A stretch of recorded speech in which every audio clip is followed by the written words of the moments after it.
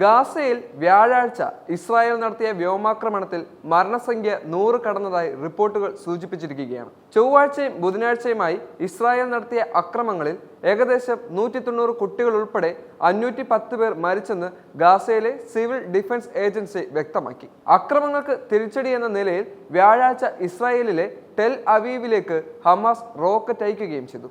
റോക്കറ്റുകളിൽ ഒന്ന് ആകാശത്ത് വെച്ച് തന്നെ തടഞ്ഞെന്നും 2 ജനവാസമില്ലാത്ത മേഖലയിലാണ് പതിച്ചതെന്നും ഇസ്രായേൽ സൈന്യം വ്യക്തമാക്കുകയും ചെയ്തിട്ടുണ്ട്.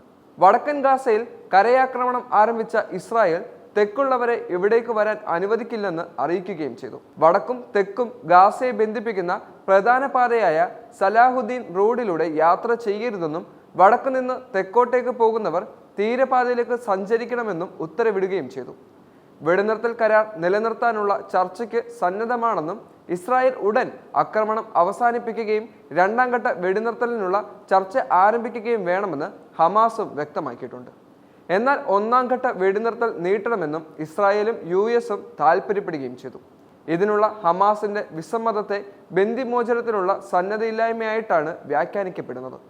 2023 ഒക്ടോബർ 7-ന് ഇസ്രായേൽ കടന്നു കയറിയ പിടിച്ചുകൊണ്ടുപോയ 251 പേരിൽ 56 പേർ ഇപ്പോഴും ഹമാസിന്റെ കസ്റ്റഡിയിലുണ്ടെന്നാണ് കരുതപ്പെടുന്നത്. ഹമാസും ഇസ്രായേലും തമ്മിലുള്ള യുദ്ധം ഇനിയും ശക്തമായിക്കൊണ്ടിരിക്കുന്ന സാഹചര്യത്തിൽ ഇത് ഇന്നൊന്നും തീരുന്ന ഒരു പ്രശ്നവും കാണുന്നില്ല. അമേരിക്ക ഉൾപ്പെടെയുള്ള പല രാജ്യങ്ങളും ഈ യുദ്ധം അവസാനിപ്പിക്കുന്നതിന് വേണ്ടി പരിശ്രമിക്കുന്നുണ്ടെങ്കിൽ പോലും ഇപ്പോഴും യുദ്ധം അതിന്റെ മൂർധന്യാവസ്ഥയിൽ തന്നെ നിലനിൽക്കുകയാണ്. ഇസ്രായേലിന്റെ പ്രധാനമന്ത്രിയായുള്ള ബെഞ്ചമിൻ നെതന്യാഹു പല രീതിയിലുള്ള അക്രമങ്ങളും ഗാസയ്ക്ക് നേരെ അഴിച്ചുവിട്ടിരുന്നു. മാത്രമല്ല, ആവശ്യ അനുസരണത്തിലുള്ള ഭക്ഷണമോ വൈദ്യുതിയോ ജലം പോലും അവിടത്തേക്ക് എത്തിക്കുന്നതിന് വേണ്ടി ഇസ്രായേൽ തടഞ്ഞു വെക്കുന്നതിൻ്റെ എല്ലാം തന്നെ നടത്തിക്കഴിഞ്ഞിരുന്നു.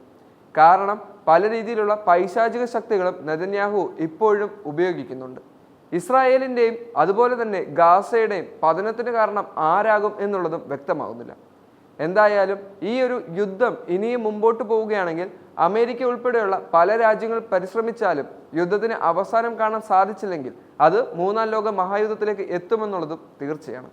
ട്രംപിന്റെ പല വാക്കുകൾ കേട്ടും പല യുദ്ധങ്ങൾ അവസാനിക്കുമെന്ന പ്രതീക്ഷയിൽ ഗാസയിലെ നിവാസികൾ സമാധാനത്തോടെ ജീവിക്കാൻ പരിശ്രമിക്കുമ്പോൾ നെതന്യാഹു അതിനൊന്നും സമ്മതിക്കാത്ത ഒരു നടപടിയാണ് സ്വീകരിച്ചുകൊണ്ടിരിക്കുന്നത്. ഇതിനെല്ലാം ഒരു തടയിടേണ്ടത് അത്യാവശ്യമാണ്. ഇല്ലെങ്കിൽ പിഞ്ചു കുട്ടികളടക്കം വളരെ വലിയ ഒരു മരണസംഖ്യ നമ്മൾ ഇനി നോക്കിക്കാണേണ്ടിയിരിക്കുന്നു. കുട്ടികളെയും സ്ത്രീകളെയും മുതിർന്നവരെയും ഒരുപോലെ ഇല്ലാതാക്കുന്ന ഇത്തരത്തിലുള്ള യുദ്ധം ഇനിയെങ്കിലും അവസാനിപ്പിക്കുമെന്ന് നമുക്ക് പ്രതീക്ഷിക്കാം.